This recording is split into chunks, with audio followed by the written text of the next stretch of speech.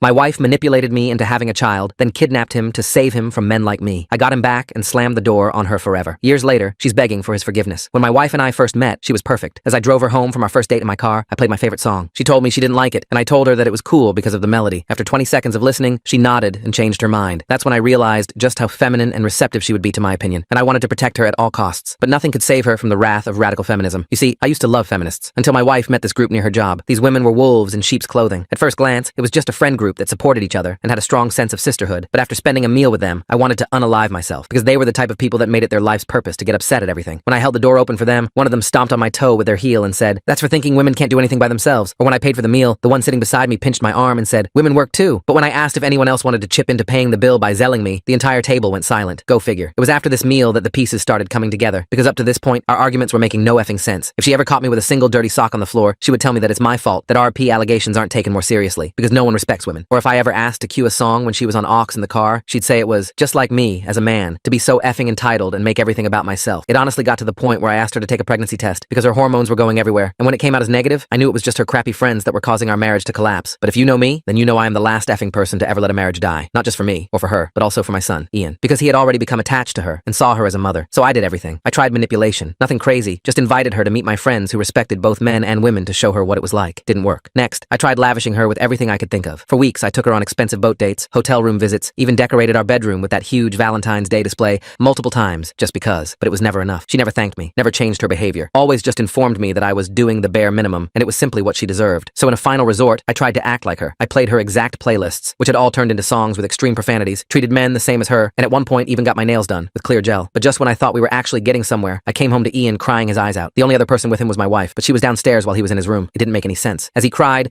I held him and did the breathing exercises we always did together whenever he got overstimulated. When he finally calmed down, he took off all his clothes. What I saw next made me almost vomit. All over his tiny arms, legs, and chest were injuries, one that could have only been done by an adult. I didn't say anything, just reclothed him and drove him to my sister's place for the night. When I got back, I screamed at my wife for the first time ever. "Was that you?" She looked at me and rolled her eyes. "Oh, here we go. Man screams at woman because of his fragile ego. Did you lay a single hand on Ian?" She looked shocked that I had spoken back. "You should be thanking me. I'm making sure he doesn't turn out to be a shitty man like the rest of this population." I stopped listening after that. If she wasn't a woman, I would have wailed on her until red splattered against the walls. Instead, I took a deep breath. "We're effing done," I said, before walking out and driving to my sister's place. I figured that after the divorce process ended, I'd never have to deal with her again. But I was wrong, because a few weeks later, her and her feminist circle broke into my sister's home while I was at work. I called the police as soon as the home security detected movement, but they were too late. Ian was gone. My hands shook as I gripped the steering wheel, racing back to my sister's house. The police were already there, their cruisers parked haphazardly in the driveway. An officer approached me as I stumbled out of my car. I explained everything as calmly as I could manage. How my ex-wife had hurt Ian, how I'd taken him to my sister's for safety, how the security cameras had caught movement before they disappeared. The officer took notes, his face growing more serious with each